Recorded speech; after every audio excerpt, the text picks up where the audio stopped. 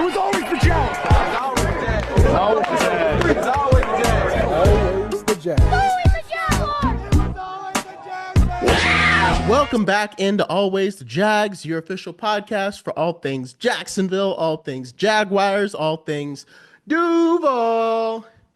Of course, this might actually be the happiest episode I've recorded in a very long time since our horrendous ending to the season.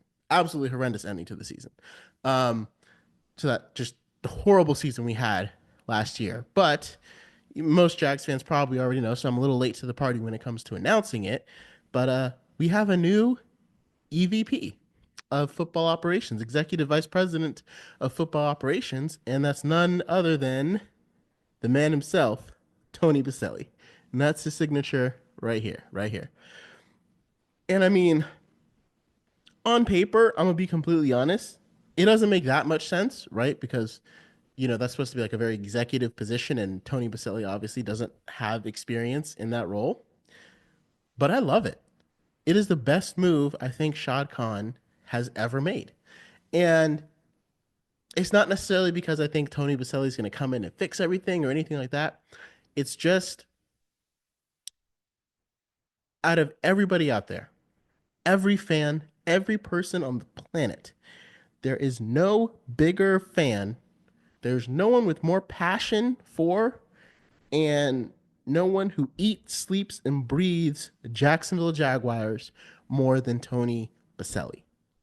That is just a fact. It doesn't matter who you are, where you are. I'm not as much of a fan of the Jaguars as Tony Boselli is. He is all in on the Jaguars, and it's been a long time since we've had somebody in there like that. Like every other coach that we've hired, like, you know, every coach wants their team to win and stuff like that, right? But they come from other places, and when they were at those other places, they wanted those teams to win, right? You know, like you hire a coach who used to coach, you know, we hired a coach that used to be on the Seahawks. Well, when he was with the Seahawks, he wanted the Seahawks to win, right? Tony Boselli, he can't work anywhere else. Like, he could never be an EVP of another franchise because he does not care about another franchise the way he cares about the Jaguars. And the way, like I said, he eats, sleeps, and breathes Jaguars. And again, I don't know if that's necessarily going to translate into wins.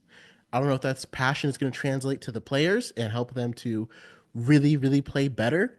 But he's the first draft pick in Jaguars history. And, you know, he never got a chance to win the Super Bowl. He was part of some really good teams, but he could have moved on, just became like a commentator or on sports as a whole, went somewhere else to become an offensive line coach.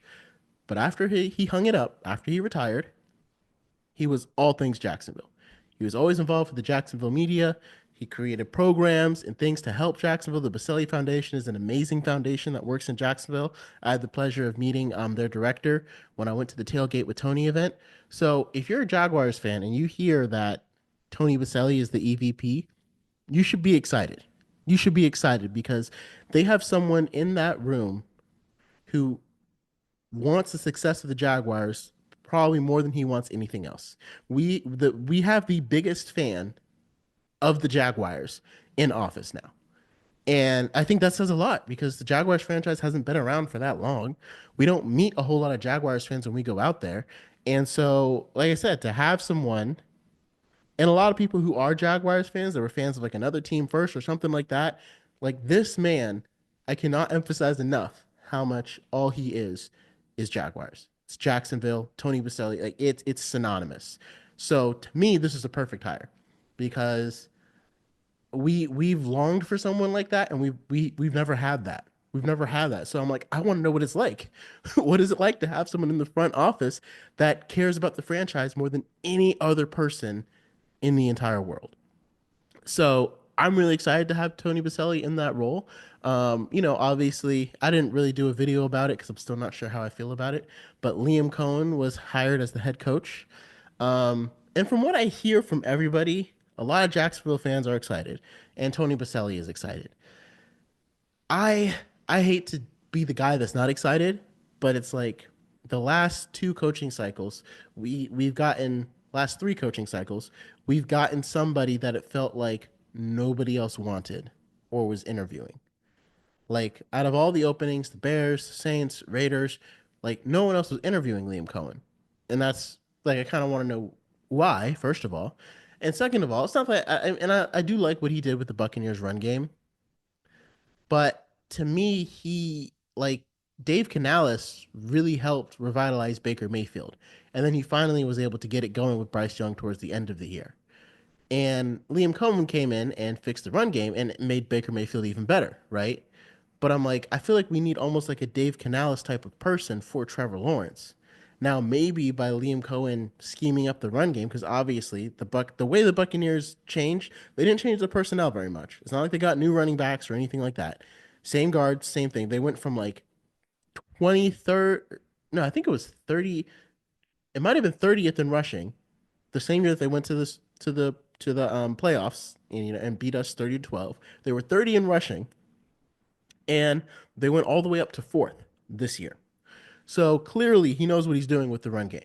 And with that, Baker Mayfield's numbers went up, right? And so Trevor Lawrence doesn't necessarily need like a quarterback whisperer. Maybe fixing the run game will instantly give him the kind of blow up in numbers the same way that Baker Mayfield had, even after having a good season. I mean, that would be great to see. So I'm cautiously optimistic, but I'm also like, he did it for 1 year. You kind of want to see that, like an offensive coordinator. I want to see him do that, year in, year after out. Like, again, Ben Johnson was obviously the crown jewel. And I feel like had Shad Khan, maybe he was having these discussions.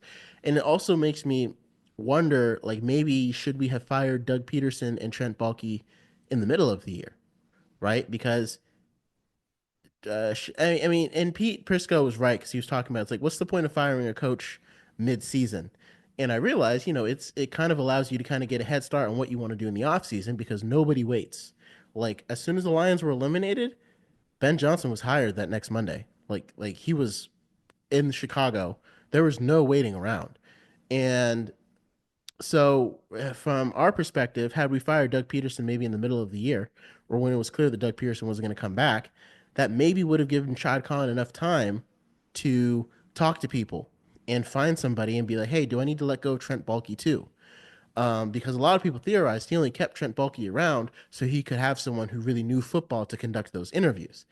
And Tony Boselli was a part of the process, but I think Tony Boselli being a part of the process made Shad Khan want him to be the EVP because he made it so um, simple for him. And it's like, had Shad Khan already fired Doug Peterson and already been thinking about the future and realized he was going to need some more help, maybe he could have, like, if he was already talking to Tony Boselli by the end of the season, maybe he would have realized, okay, I don't need Trent. I can get rid of him. Or that way, if I interview a head coach and they're like, well, I kind of want to bring in my own GM, you can be like, okay, bye, Trent. And Trent Baalke will be, and Tony Boselli can conduct the second interview with me to, again, continue to get those football questions answered that I need. So, like I said, to me, it's one of those things that's like, it was a good decision, but, I hate to say too little, too late. Um, I still think that Liam Coen is the best choice out of all the other coaches that were hired. Like, I don't think Mike Vrabel would have been a good fit for us. Um, I don't think Pete Carroll would have been a good fit. I don't think who else got hired because Pete Carroll went to the Raiders, Mike Vrabel went to the Patriots. A lot of people were talking about how much they loved Aaron Glenn. I think his right spot was the Jets. I don't think Aaron Glenn wouldn't have been what we needed, right? So I prefer Liam Coen over all of those guys. But to me, I think I still would have waited and done a second interview with Joe Brady. And again, because of like I don't know if the Bills were eliminated from the playoffs yet, but because the Tampa had offered Liam Coen, an extension to be an offensive coordinator, stay their offensive coordinator, the Jaguars had to like scramble and get him in, fire Trent Baalke real quick and be like, hey, come back and sign this contract, instead of being able to interview Liam Coen and then interview Joe Brady. Because the difference is like again, Joe Brady also revitalized the run game of the Bills and took over their offense. And my only thing that I would have wanted to see why I would have been okay with Joe Brady is because he conducted, he fixed their offense after the year when it was kind of being sluggish. And by revitalizing the run game, letting James Cook like really become the engine and not let Josh Allen just pick them apart. But that's been when he had his two top receivers in Stephon Diggs and Gabe Davis.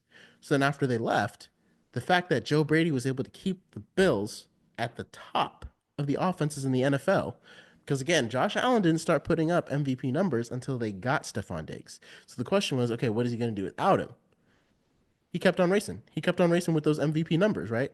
And so that's why I would have chosen Joe Brady over Liam Coen, because we've seen an ability from him to adjust when something's not working, and that's what Doug Peterson and Press Taylor lacked. Like when things weren't working, they couldn't adjust to come up with new schemes or new things to try to get the offense going. But Joe Brady did that, and he did it with a bunch of no-name receivers, right? Like Khalil Shakir, we don't know who that is. They drafted Keon Coleman, and then they brought in Amari Cooper, and he ended up not being. So it's like imagine if Joe Brady had Brian Thomas Jr. You know what I mean? What could he scheme up for him? And so to me, I still would have waited, and I still would have chosen Brady. And and again, it's not like Joe Brady hasn't taken his lumps. Like he's had some. He was with the Panthers, couldn't make their offense sing, right? But what he did with Joe Burrow was incredible back at LSU. So it's like, is it the situation or is it the coaching? And to me, this year with the Bills proved, someone else pointed out that like maybe Joe Brady can really only create a successful offense when he has that superstar tier quarterback in Joe Burrow and Josh Allen. And it's like, would he be able to create the same thing with Trevor Lawrence? And that's a valid point, because we all want Trevor Lawrence to be Joe Brady. I mean, we all want Trevor Lawrence to be Joe Burrow or Josh Allen. Like that's where he could project to be, but he hasn't gotten there, and we don't know if he'll ever get there. We'll never if he'll ever be that guy, right? Like right now, Trevor Lawrence's career it does project more to Baker Mayfield's, right? Like it's closer to that. His numbers that he's putting up, that's probably the best, not the best comp, but like again, if Liam Coen can do it with Baker Mayfield, then I feel much more confident than he can do it with Trevor Lawrence because they're a lot closer in skill than Joe Burrow and Josh Allen. So if Joe Brady can only do it with like those top 5 tier quarterbacks, maybe that's something to look into as well. So there's an argument that could be made for both of them. And so I could understand how some people might be leaning towards Liam Coen. So, I'm hoping for the best. We'll see as he fills out his staff. I've already heard that the Packers linebackers coach, Anthony, I can't say his last name, but he's going to be our defensive coordinator. He was the Packers linebackers coach. Um, Obviously, the Packers linebackers were fantastic this year. I mean, the kid, their 6th round draft pick, a Garen Cooper, I think is how you say his name. He single handedly won the game for the Packers when they were in Florida, when they were in Jacksonville. Like without him, I don't think they would have won. I was kind of hoping he was hurt that day, but he's been like a rookie phenom. And so I trust what he's been able to do with the linebackers coach. I really wish we had been able to coax Robert Saleh or Patrick Graham to be our defensive coordinator. I don't even know why Patrick Graham was considered for a head coaching position. I guess he has a lot of respect in the league, even though the results aren't really there the same. But either way, Robert Saleh or Patrick Graham would have been a phenomenal hire as defensive coordinator. But again, I don't think I'm upset with Anthony. I think we just heard who our offensive coordinator was going to be. I was kind of hoping it was going to be that Rams passing game coordinator because that would have been a good choice. But apparently we are hiring someone named Grant Guziano, if I'm not mistaken. And I also heard that we're taking Shane Waldron, um, to be our new passing game coordinator, which is crazy because it's like we traded our bad offensive coordinators with the Bears. They took Press Taylor to be their passing game coordinator, and we took Shane Waldron to be our passing game coordinator, and both passing games were not good enough. So we hired Grant Udinski as our offensive coordinator, and he was the assistant offensive coordinator, I believe. No, he was the assistant quarterbacks coach, and then he was the assistant offensive coordinator in 2024 from Minnesota.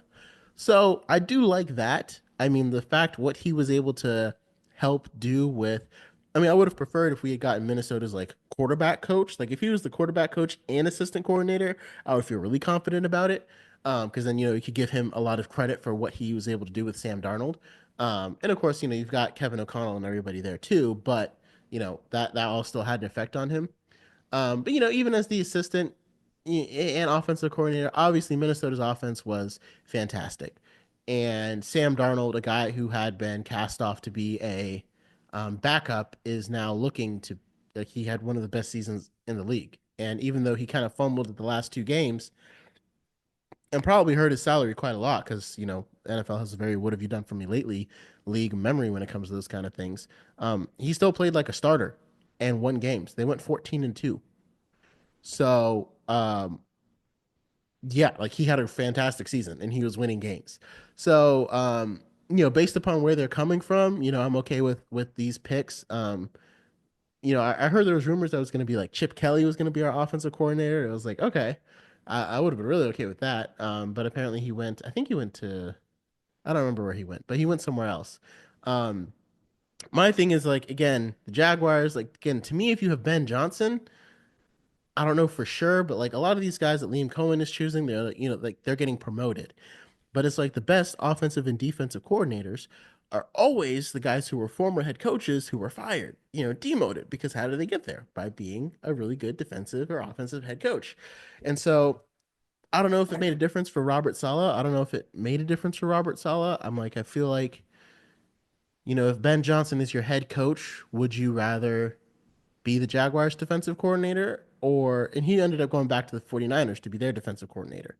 And he probably sees more success there. I mean, continuity, all that stuff makes a difference, but it's like I'd love for the Jaguars to become that franchise to get to the point where we can hire head coaches who ran really good offenses, ran really good defenses, became a head coach and then got fired.